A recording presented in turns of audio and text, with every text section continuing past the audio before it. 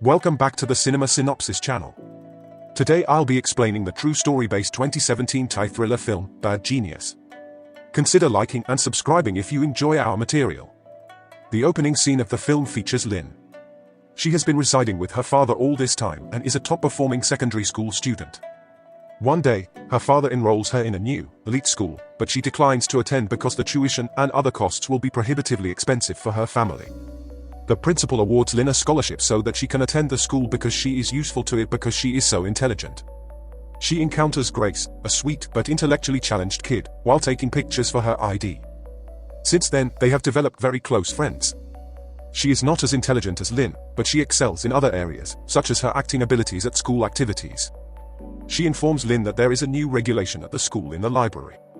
The overall average must be close to 3.2 to pass the grade. Grace informs her that she will undoubtedly fail the test as a result. She wants Lin to assist her in the test because she is aware that Lin is a smart girl.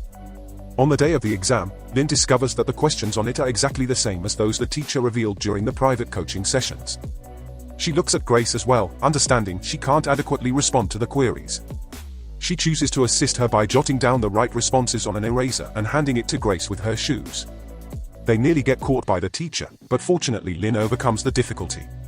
At the conclusion, Lin receives a 4.0 GPA while Grace receives a 3.87 GPA. Grace invites Lin to the pool party so they can enjoy their outstanding grades as a way of saying thanks.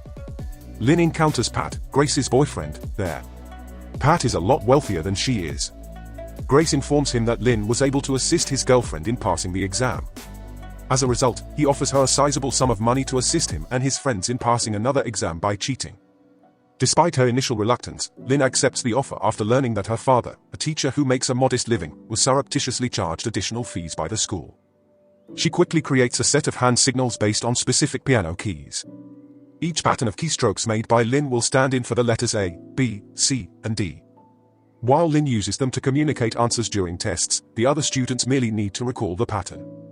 Consequently, her clientele eventually expands. She buys her father new clothing with the earnings she has made. She hides everything from her father by passing it off as regular piano lessons. Bank, a talented student in the school, has always been Lin's adversary. Because he comes from a low-income household, the school also awards him a scholarship. He differs from Lin in that regard.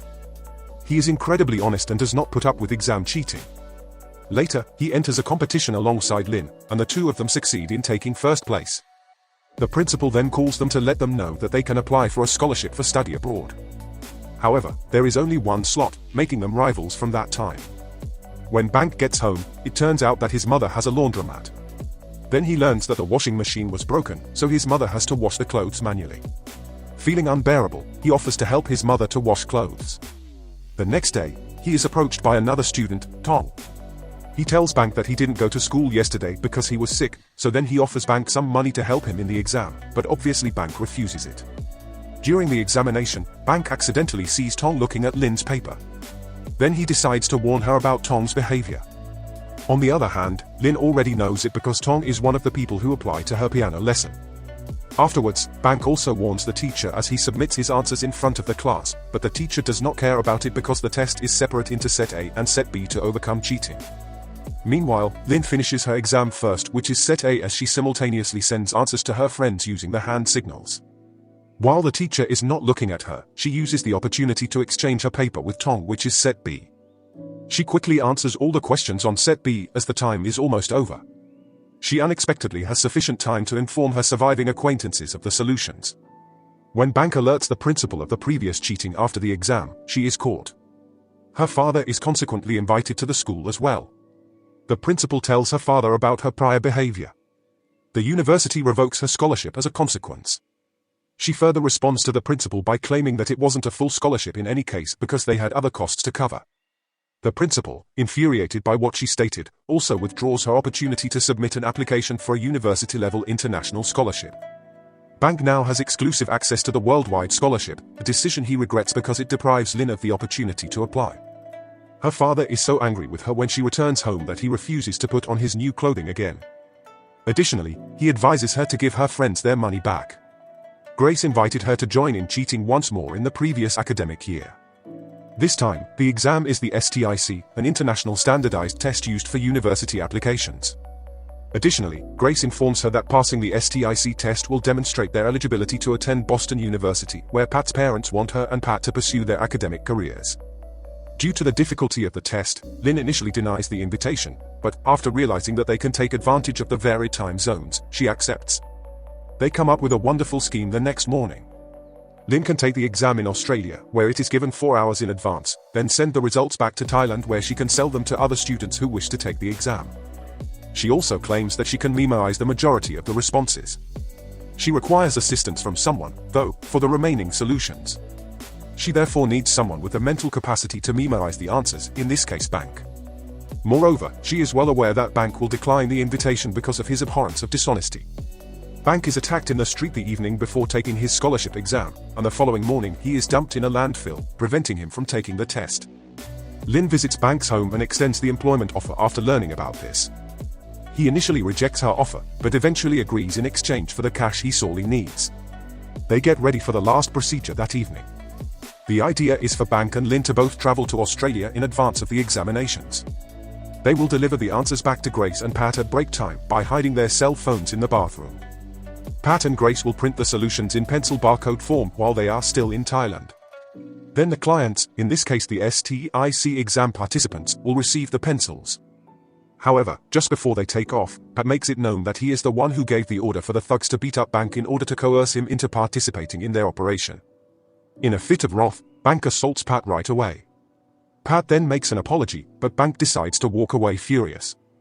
The news shocks Lynn, who starts to second-guess her course of action and pursues Bank. He goes back to face Lynn, telling her to finish the job she started. As a result, they carry out their plan. They ultimately reach Sydney to take the test later. Both of them complete their tests in the first portion before the break, giving them extra time to memorize their responses. However, Bank abruptly requests that Pat and Grace raise their hands at break time so that he can transmit his responses in their place. At first Pat is reluctant, but Grace convinces him to grant his wish. He then gives Bank and Lynn the first half of the money while promising to refund the rest after Bank has returned the answers. They successfully complete their second parts, but issues arise during their second break. Bank's peculiar behavior of overstaying his allotted time in the restroom during the break has been observed by the inspecting officer. However, Lynn is forced to send her responses late due to a line in the women's restroom. As a result, Bank is apprehended by the police officer, but Lynn escapes by carrying her phone, concealing it on her boots, and ultimately hiding it inside a water dispenser.